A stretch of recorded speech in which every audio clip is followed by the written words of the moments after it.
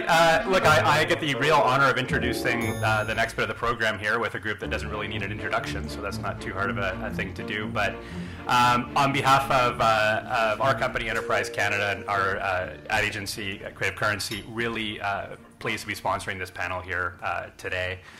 We're big fans of the Curse of Politics, both in the office and all of our family and friends. And we're big fans because you guys are filling a void that just doesn't exist out there. Like, you guys are the people who've actually done it. You won and lost. You've sort of actually not just commented about it on TV or on the panels, but had some real insight. And I've been fortunate over the years to be a sort of participant with this group on occasion. And, you know, let me tell you, when you're on the pod, you get responses afterwards. And, you know, they're not just responses from regular cranky aunts and uncles. You get those. But you get responses from the decision-making set in Ottawa and in capitals across the country. And I think Michael Spitelli is here. Can you wave your hand? So you can actually buy advertising on the Curse of Politics if you want to reach those people. And he's available to you at the back. And you know, I'm joking, but there's no better value out there. You're reaching the real sort of decision-making set and how they recommend that. So look, you know, they like to describe themselves as the people who are in the meeting after the meeting, because these are, you know, sort of the real insights here. In terms of actual introductions, what I will say is I'm an OG fan, so I'm on Team Jenny. So as you'll see here, we had to have two people fill in the void that Jenny left. I don't think she's here today, but that's pretty great. So, you know, Kory, Scott, Jordan, and David, awesome people, awesome insights, and I'm personally just looking forward to learning something new here today. Thank you.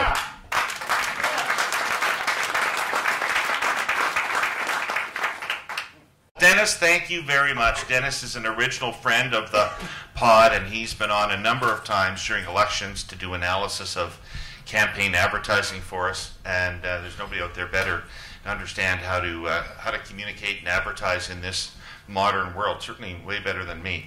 So thanks very much. And I want to thank all of you, sadly miserable, accursed, for joining us today.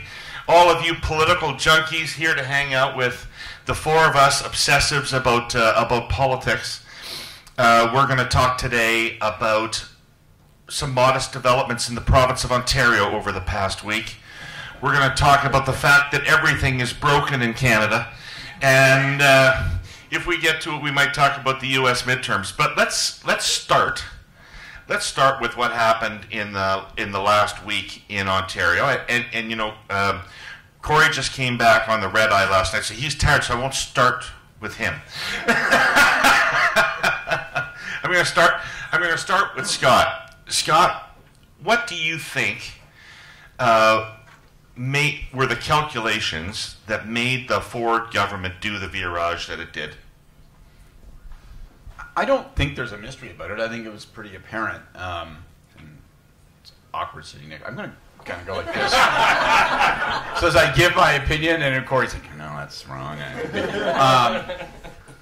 But I think it is what it looked like. I think that the government must have underestimated the rallying effect, in particular the use of the notwithstanding clause, would have with the private sector unions that they've been so successful in courting and forming alliances with. And I assume that the weekend was just a clusterfuck of, you can't do this. You know, Carpenters Union, LiUNA, Unifor. Look, we are going to be on a stage on Monday morning. We're going to be forming common cause. We're going to be announcing a set of strike actions where there will be unified private and public sector solidarity. And that's nothing but pain for you. And so fix it. You got till Monday at 10 to fix it, and they decided to fix it, I think, and the only way to fix it was to do a full-fledged reverse. So I think that's what it was. I think that's what it looked like. I don't think there were a lot more complicated calculations to it than that, and I think the one other small twist I would put on it is, and this is awkward, sorry, Kory, but I think there's also a character judgment to be made about Ford in this. And I'm not saying like his decision to use an outstanding clause or any of that. I just think he's the kind of populist that likes to be popular. He's not the kind of populist that likes to whip people up and say, are you as angry as me? Great, let's go burn something down. He's the kind of guy who likes to have someone shake his hand. He doesn't like to be booed at the Raptor Parade. He doesn't like when the whole province appears to be pissing down his drain, and so he did not personally like the position he was put in, and then he gets all those so-called friendly private sector union leaders calling and saying, you really screwed this up, you got to fix it and fix it now. And I think he was just like, listen, we're fixing it now. So Jordan, give me more than what Scott gave me on this, and second of all, do you think there would have been a general strike, and how do you think the public would have reacted to a general strike? So yeah, I do actually think that there would have been one, which is pretty crazy when you think about it. This is really unprecedented in recent memory. And I was joking with Kory earlier that Ford really did more to unite the House of Labour and to energize these folks into organizing than anything else in the last decade. So I think that was also an unexpected outcome. Labour unions are not known for their strong and coordinated action, but this did manage to overcome some of those institutional barriers. I think the other thing is that, we can't forget, like, parents, too, didn't rise up in quite the same way that the Ford government expected them to, and didn't really have an overwhelmingly negative response to the fact that schools were out for a day or two. And I think that also shifted the calculation. I think most people probably saw the abacus numbers that came out over the weekend there, and that was that a majority of parents were supportive of action. Now, obviously, as time goes on, if a labor action were to continue over an extended period, you got a different kettle of fish there. But I think for the most part, the unions played it really smart. They showed strong coordinated action. They were making some plans for down the road. And they were showing a widening and accelerating path of action against the government. And I think, frankly, they really put into question labor peace in Ontario in a way that we haven't seen recently, and that definitely got the attention of the Premier's team. I'm skeptical. You're telling me that Joe Mancinelli and LaUna were going to go out? I don't think everybody would have gone out, but I think you would have seen it. You absolutely would have seen it be broader than just public sector. Right. Okay. Cool. Now, Kory, take us back to the beginning. I don't know much about Ontario politics, as the 2018 election would indicate. But my cursory understanding of Ontario politics is that Mike Harris fought with teachers and he got run out of town. And at the end of his tenure, Dalton McGuinty tried a desperate run at teachers, and that was the end of him. It doesn't feel to me like going after education workers ever goes well in this province. Why did you decide to take this fight on? Well, I think there's one big reason. As large as the labor union movement is in the province, as many public sector workers as there are, there's one group that's much, much larger, and I think more concerned about what some of those outcomes could be, and that's parents. And what's different about it this time is the pandemic. And some of the educational outcomes that we saw going through the pandemic with school closures, and if you were to look at the full suite of polling around this issue, and why would a government take a very aggressive stance around school closures right from the get-go, that's the reason why. And the number on that, it's around 70% of the province, even though only about a quarter of the province have kids that are of school age and in school, are very adamant on the importance of the schools staying open right now, and that's the reason why. So what's different? That's what's different. I think, as we've talked about on the podcast before, and I think experienced over this past week, sometimes preventative medicine doesn't go down quite the same way as medicine after you're displaying strong symptoms of illness. So, I do think that the reaction to it would have been different if schools had been closed and parents were up in arms. But there's certainly this is a very good example of being between a rock and a hard place and having conflicting data in terms of what the path is. I think looking at the numbers going into this, it's very easy to say keeping schools open is the no-brainer solution, and I think the government did get a bit of a win through that climb down, which was that the schools stayed open, and that the strike has ended for now. We'll see whether it stays that way or not, but that's the calculus behind it. All right. Well, team generally, what is the lesson to be learned from this? Don't go after education workers. Don't use the notwithstanding clause. Don't punch down to low-paid workers. What is the lesson that the government learned from this? Have something other than a hammer. Like, I think the problem is, you know, as Kory alluded to, when you go in early with your hardest possible tool, like there was nowhere really to escalate up to. And the problem had not yet been built up in the mind of the public. And so I think that was a big part of why it failed. And also, yeah, don't punch down. Always punch up. Well, I would say that part of the conversations that we've been having around this are not quite correct, because I think it's more about the stakeholder reaction within the union movement than it is that there is a huge group of people out there who are obsessed with constitutional clauses and that their votes are hinging on that.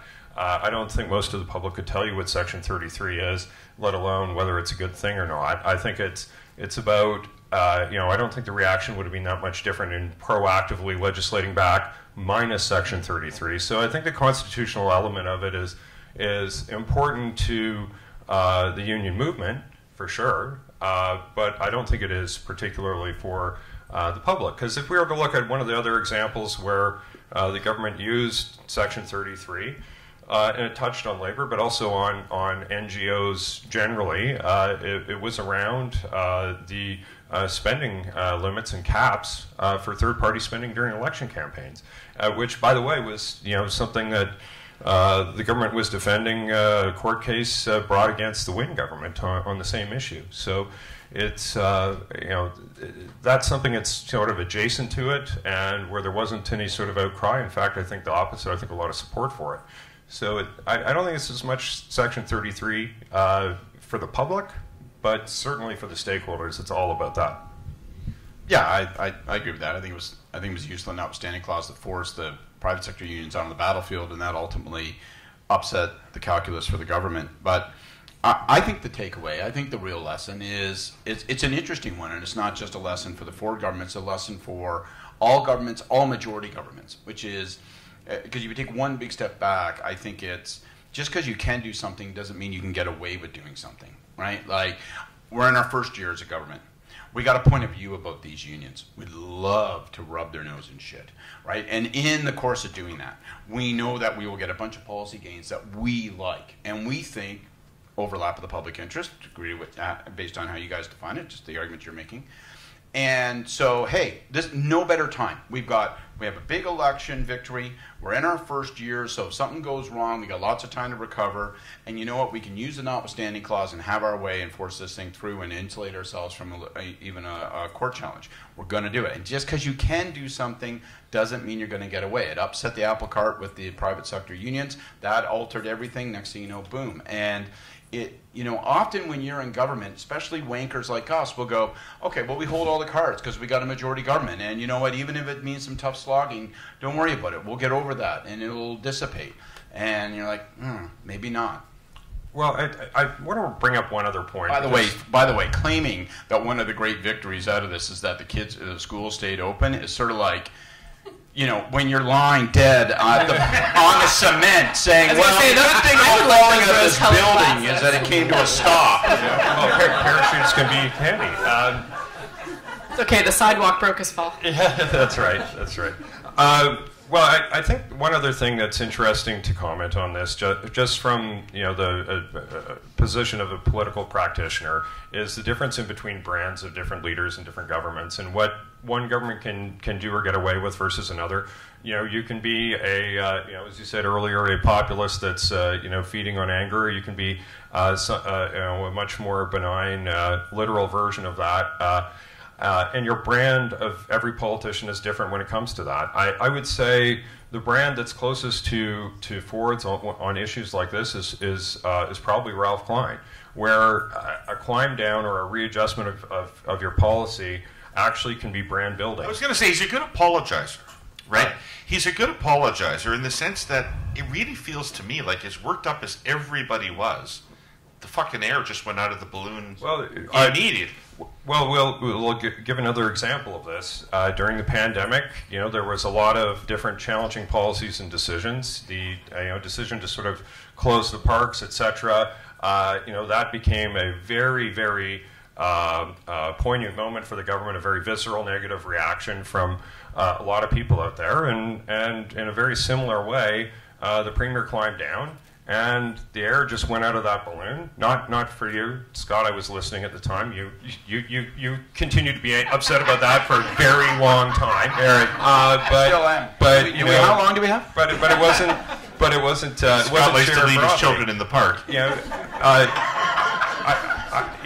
When you look at his attributes, as I do on a weekly basis, in terms of what people say they like or don't like about the Premier, the first three, the top four, are basically versions of he listens to people and will adjust. So, like they like him because he's not an ideologue, because he is willing to change his opinion and react to pressure when he gets something that isn't congruent with public opinion in a very serious way.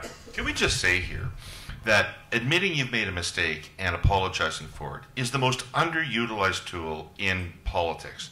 For some reason, almost everybody in politics thinks this is a sign of weakness, when really it's a sign of strength that people appreciate. Do you agree?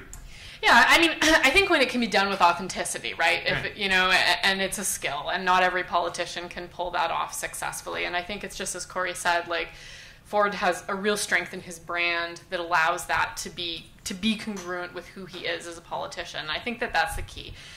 It doesn't look the same coming from every politician. So he used it at the right moment. He used it well. We'll see what the long-term fallout is.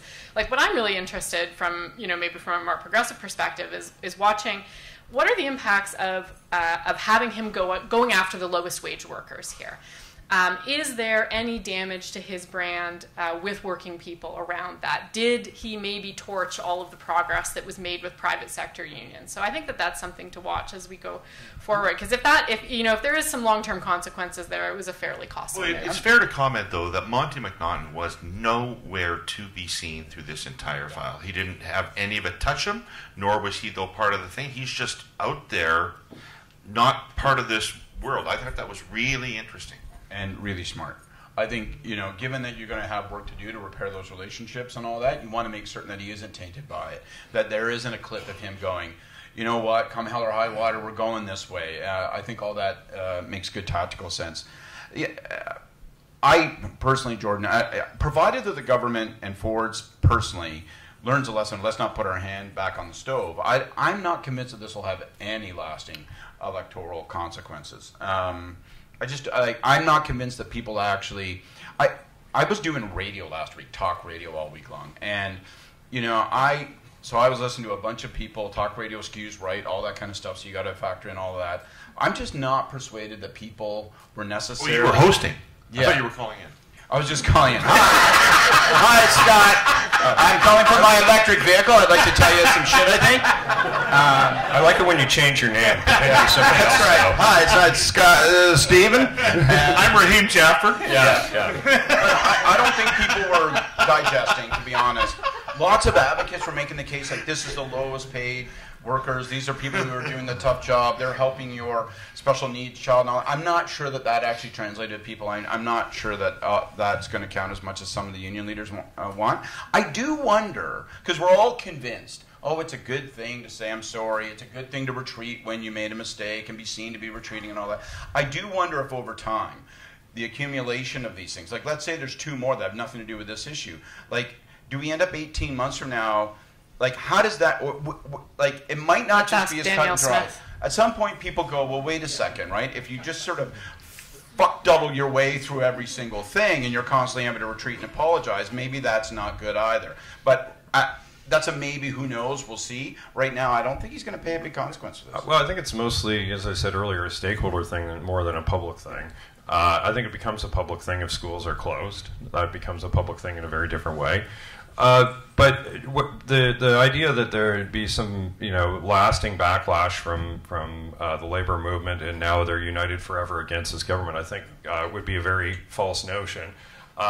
For people to do that, they have to actually want to not work with you and not like you and not agree with things you're doing in other areas. And I think the success that the Ford government has had with a lot of the private sector union movement is not out of a long-standing relationship or ideological affinity historically.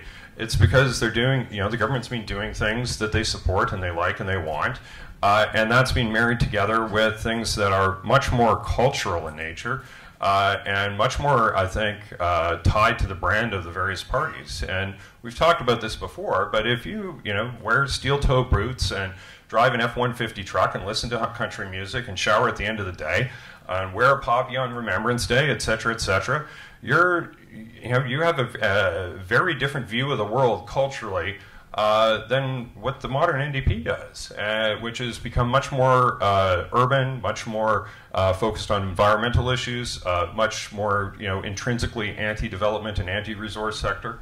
You got to think a lot of the people who are welders, they're welding pipe for oil and gas pipelines. They get paid if things are being built. They are more likely to be working in a factory. No. Now you're going to the greatest hits of your border coalition. I'll see you in Ontario. Eat more shit. You just had a terrible week. You don't get to get away with that. You got to grovel a You bit. can't pivot that quickly, Kory. You're just not allowed to pivot to the win that quickly. You have Okay, a Kory and I are going to take it up to Sudbury. We'll let you know how it goes. So wait a second. I want to stick with you, Kory, but I want to... Jordan said something really smart, or at least something I agree with. Those aren't necessarily the same things. And I'll take it. how much of the problem was that the government did not allow the conflict to grow enough, to become publicly aware enough, didn't allow the issue to mature? I mean, the advice I always give to clients, governments, whatever, is don't try to solve a problem that people don't know exists, because you're going to bring in some measure that's going to be disruptive, and you're trying to solve a problem, but the public doesn't know what you're trying to solve. They're only seeing your measure. And so would you have been better off to have let a strike go? Would you have been better off to at least have negotiations very publicly break down? I mean... Well, yeah, I think in retrospect, that's probably the better path, but I think what makes these decisions difficult is, and what I think makes this particular situation different, is that we've gone through lengthy school closures in very recent memory, and the effect that's had on kids is still very a raw emotion for a lot of parents. I think it felt very viscerally, and you get that in all of the research, that you better not have schools closed one day. And the government can be viewed as being responsible for that too, and then you get the people on the other side of that decision saying, well, why didn't you just preemptively do that? Why didn't you just declare education work as an essential service? So there's all kinds of things that I think you can get in terms of criticism if you play it the opposite version of that. And I think that's what's tricky about advising political leaders and about making these decisions if you're in office is sometimes you're in situations where you're damned if you do and damned if you don't, and hindsight's 20/20. Well, we know what didn't work perfectly this time, but there's no saying. Isn't there a nuance? I wonder if there's a nuance to the interpretation of that data, though. People have come through that. Parents are upset about the prospect of closures. And I wonder if the nuance is, that may be apparent in the data when this, a week before it all went down. So you're talking about an apprehended possibility. But the nuance is, do I trust this government when it tells me that its motivation is to preserve schools and I'm worried about education, as opposed where, like, if the government was telling me, we're motivated because we want to make a stand against the unions, or motivated because we want to save money. Those are things I'll believe about a Ford conservative government. There are other things I'll believe about a Trudeau liberal government. And so just because the data tells you these things doesn't mean you can make a claim on it and have people inherently say, yep, I buy that. I think you're close to hitting on what if you're just say, what do I think the difference is and why that whipsawed? It's not on the closing of schools. It's that the Ford government closed the schools before. And even though the rationale for it was pandemic related, I think the closing of schools was closely associated with the Ford government because the Ford government is the government that closed the schools. So, but that wasn't a negative, I don't necessarily. Well, I don't know. I know there's some parents in the room who disagree. But I think it was. I don't think there was a political alternative to doing it that was anything short of suicide. And to take on the public health system and that kind of advice and not do that, I think would have would have crippled the government. I agree with what you're saying, Kory, too, although I'm always struck by the degree to which that governments, particularly governments that were sitting in the early days of the pandemic, have not been punished for those public health decisions.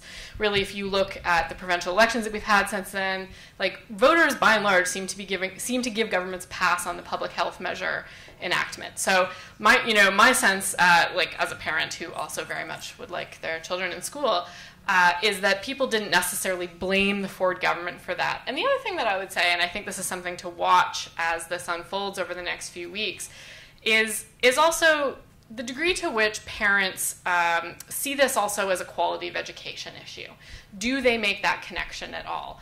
Do they think that having, EAs, ECEs, these folks in the class, like, do they identify the Ford government as solving a problem with the quality of education that they perceive, or do they see the Ford government as antagonistic to solving that problem? So that'll be something also, I think, to watch for. I think there's quite a bit of public research on that available, and I don't think it's changed much in many jurisdictions, but certainly in Ontario. And there is a difference between teachers' assistants and those folks and teachers themselves. Teachers themselves, they're not quite down at our level of, politicians, journalists, and divorce lawyers, irredeemable professions, but they're not a hell of a lot higher up in terms of the way the public views them. Like, they're not viewed very positively in terms of issues when it comes to striking, and we've seen that repeatedly. There's views that the educational outcomes aren't great, especially in certain core areas. Like, the only time I've ever seen a Conservative candidate lead a Liberal or an NDP candidate on education was in the 2018 campaign, and it was around the math curriculum. But you had middle school kids and elementary school kids where 70% of the kids in a classroom would have a math tutor. Well, if 70% of the kids need a math tutor, there's a problem with how you're teaching mathematics. There's a problem with what's going on. If 70% of kids need a math tutor and there's 2 math tutors per class, and then the train has to get to Ottawa, 110% of people don't understand how to add. Hey, you know what? Before we lapse into education policy, I'm a graduate from the Herle. I don't know about the rest of them, but I know for a fact you know nothing about. So, right, no more education policy. Let's move on, because it was an interesting week at the federal level too this week. The finance minister stepped on her own fall economic statement with an ill-advised comment that had tremendous meme potential, and the government's been trying to pull that thing back ever since. While they were doing that, Pierre Poilievre did a media avail, and noteworthy for a number of reasons. First of all, he did it. Second of all, the media mostly used the time to ask him why he didn't do it more often and hadn't done it before. And thirdly, and this puts Scott in a terrible conflict, because no Liberals ever quote Bob Dylan. He said everything is broken in Canada, and feels like everything is broken. And immediately some prominent Liberals have popped on that and said that's either a divisive message or that's a losing message. Canadians feel better about their country than that, etc.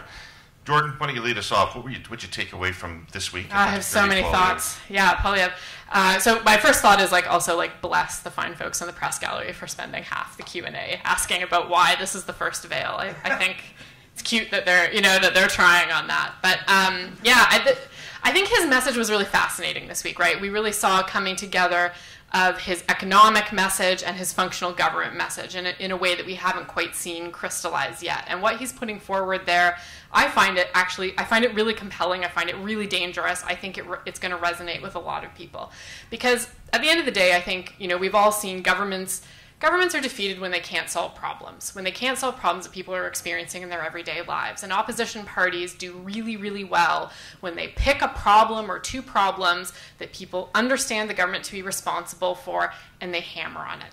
And we're seeing really a discipline from Pierre Poilievre on that, talking about things like the passport waits, like finding children's medication. Like, that was me this week. I was driving from pharmacy to pharmacy, and when he's out there saying that things are broken, like that resonates. That feels right to me. I don't know if that feels right to you guys, but I think it's a sentiment that people have out there, and he's crystallizing it in a language that people understand.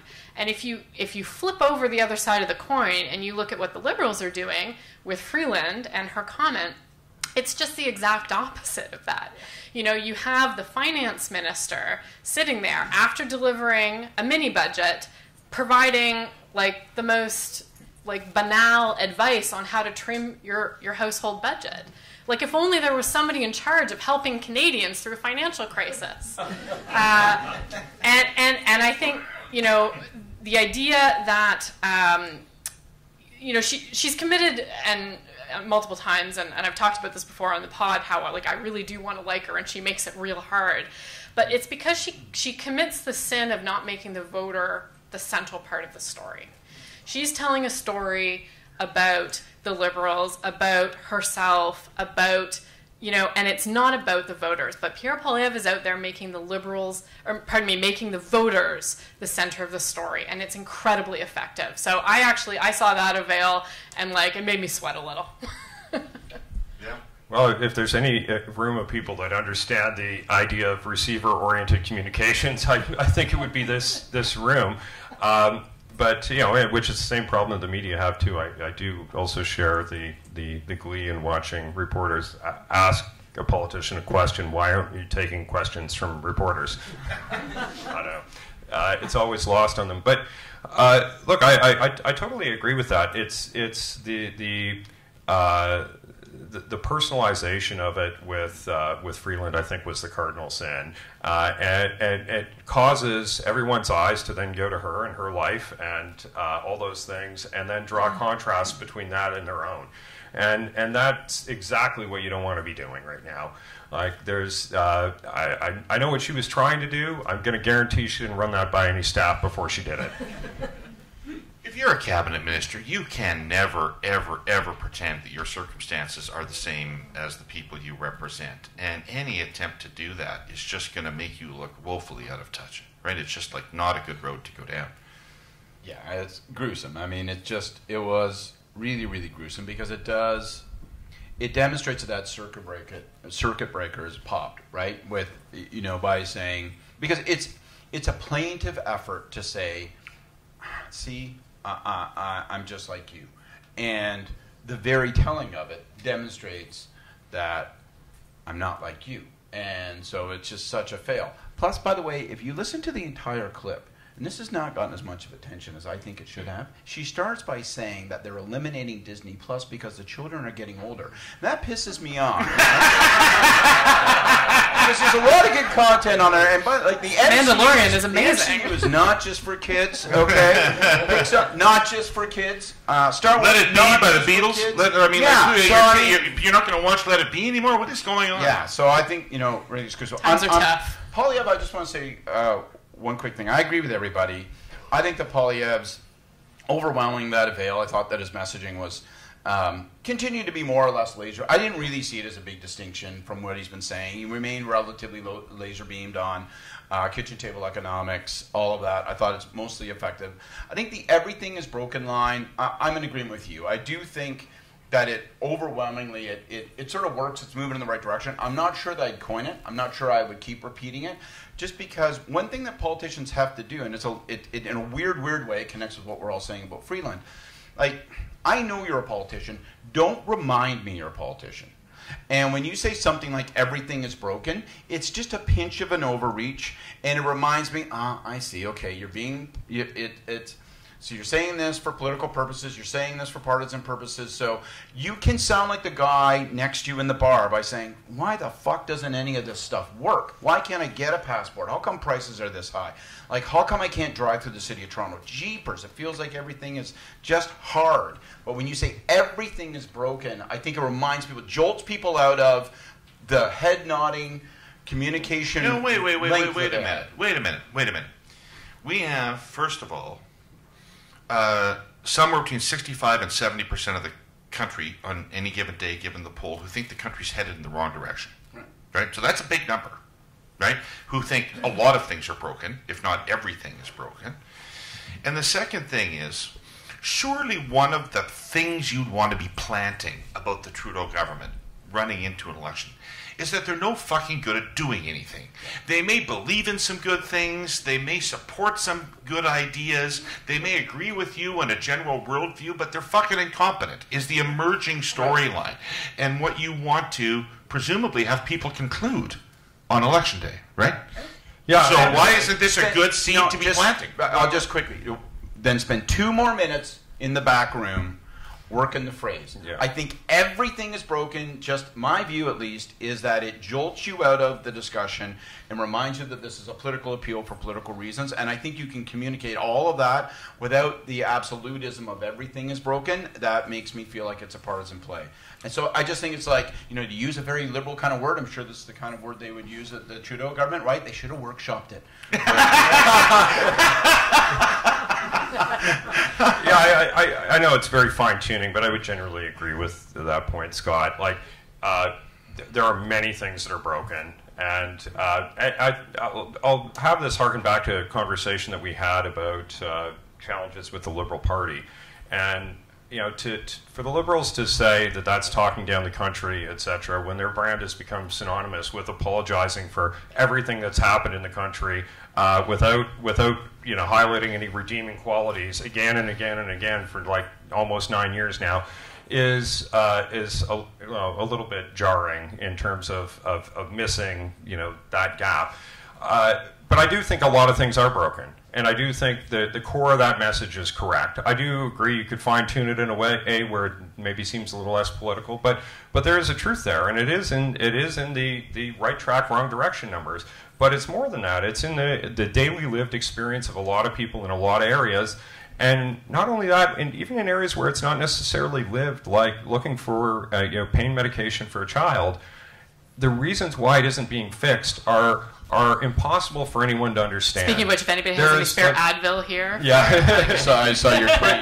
But when you have it on one side of the border but not the other, and you're dealing with issues that are basically difficult to, in the triage of importance, put higher, like bilingual packaging, etc. It feels like this should be fixable. If you're in the blessed province of Saskatchewan, where all things come from that are good in the world, that not having French language packaging on the children's Tylenol is really not as important as having the children's Tylenol, and that's not really going to be an impediment for a lot of people. We could send all the francophone packaging to the handful of truly bilingual communities and in the province of Quebec, and probably get a lot more kids their pain medication if we relaxed rules like that on a temporary basis. But why not? There's no answer. So I don't agree with Kory on the notion this is quite the same thing as the liberal apologies. I think it's possible to walk and chew gum on historical wrongs and get that right. I'm not sure the Liberals have, but a bit of a separate discussion. But one thing I do find really interesting about this messaging, and I had in mind the Leger poll that was highlighted this week. I don't know if you guys saw it, but it was around kind of voter disengagement, and one of the stats that really and conspiracies. So that was. And there's also just a really frightening number of Canadians who believe or who engage in conspiracy-like thinking. But one of the things that really stuck out to me was, I think it was 43% of Canadians saw no difference between political parties. It was a pox on all their houses. They're all the same. And it seems to me that a message like the one that Polyev is using right now is really tailor-made to reach out to those people who are really disengaged, those non-voters, and those people who see the entire political system as failing them. And for me, that's something that I think is kind of it's a very interesting move, and to see whether that resonates with that population is something that we can watch. Because we've talked, of course, a lot about whether he's going to need to tack his message more centrist, right? As he's got obviously a limited pool with some of his more right-leaning messaging. Now, is he looking to some of these non-voters? Well, just wait a second, Jordan. You said something earlier, and I'll be honest with you. I get messages from New Democrats, mostly from out west, right? Who tell me they're different out there. Who tell me that they think that the conservative messaging, whether they hear it from Polyev or whether they hear it from Kory on the curse of politics, that conservative messaging on the economy is really resonating with them. I hear from New Democrats who say it's resonating more with me than my own party's messaging is on this. What's about that? Yeah, I mean, I think that is that doesn't surprise me, and particularly for New Democrats out west. Of course, there's a long tradition of that sort of left-wing populist economic message, and that comes, we come by it honestly in the prairies. And I think that particularly for with respect to the National Party's message, it can be a bit of a harder row to hoe for them, because it's about who's responsible, right? When oftentimes the problem that's being highlighted is very similar between the Conservatives and the New Democrats, but of course the solutions and the blame are radically different. I do think it's obviously a lot crisper if you're able to pivot to the Liberal government and the failings of the policy, whereas the New Democrats are often focusing on corporations and corporate Canada, and of course, the notion that the Liberals are in the pockets of corporate Canada and therefore can't ever act against those interests. So that's a much more systemic argument to make, and therefore a bit of a tougher one, I think. And often, too, it's the language in which it's expressed. So New Democrats out west are very good at speaking a populist language. That does not come necessarily as naturally to New Democrats in Ottawa. And this has been to the party's detriment, certainly. Yeah. Cool. Well, I think it might be time for my good and close personal friend Gordon Pinsent to call us to the Hey Yous. Ladies and gentlemen, please return to your seats. The Hey Yous are about to begin. All right, who wants to start? Who's got a Hey You? Well, I'll pick it up because I have to send it to Chrystia Freeland. Please, no more financial advice from us. Disney Plus is the last joy in our life. We don't want to cut it. Please stop talking about yourself. I think it's just the worst of all worlds for you, for your party, and we speak with united voice here that we would love it to end. Excellent. Yeah, and give She-Hulk another try. I'm not. I'd say 3 of those episodes are pretty good, and they were trying to do something different. Second chances. My Hey You this week is going to go out to the Liberal government, I guess, in full, but in particular to Melanie Joly, who's going to be bringing forward, yesterday she spoke at the Munk Centre, she's going to be bringing forward this new foreign policy, particularly the Indo-Pacific policy, and you can see how they're struggling, and we've talked about, on this panel, we've talked about the divisions, or apparent divisions, between what she's saying, which is we're going to have to deal with China in spite of the fact that we're going to want to disagree with them very strenuously, versus, say Freeland is saying, we have to French shore everything. This is, I think I lean in this debate a little more toward the pragmatism of Joly. These are difficult issues. All I'm hoping is that when when this paper is released, I hope it is thoughtful and comprehensive. The speech yesterday, when you say things like, we're going to have to learn to disagree, we'll disagree strongly, but we'll also trade vigorously. That's horoscope language, right? That is, it's because Mercury is in retrograde. Yeah, it's kind of exactly. It's you're gonna meet someone today who's gonna make a big change, and you're like, okay, that could mean a lot of things. So I hope that it gets down to the nitty gritty, and it gets a little more. It just goes beyond sort of sentences that say on the one hand, on the other hand, because it feels like a on the one hand, on the other hand policy, and I don't really know where that leaves us. Well, mine's going to be to a fellow sort of journalist, political commentator, Vashi Kapelos, who made a big move this week and is going to be moving from CBC to CTV, and I'm going to be very interested to see what she does with that platform, as I think there'll be some latitude there to create something that's maybe a little different, and I'm very interested to see how that goes. So, hey you, Vashi, good luck with the new show. Well, it's CTV. Sounds like she's betting on a Polya victory. She wanted to get out just in time. Yeah, I think it's a solid move. I was going to say it's CTV. Or is already measuring for drinks. She'll inherit a higher caliber of commentator. But my hey you goes out to the people of Pennsylvania. for their voting the other night. I'm grateful that they proved that in politics it is still true that if you run a corrupt, lying, carpetbagging sack of shit, you will lose. And I think that's an important thing to be true in politics. So I would like to thank you all for being here to listen to us today. It's been a ton of fun. If this goes up on the air, thank everybody who listens or watches on the Apple machine. And it was really great to be part of your conference. And thanks for having us here. Yeah.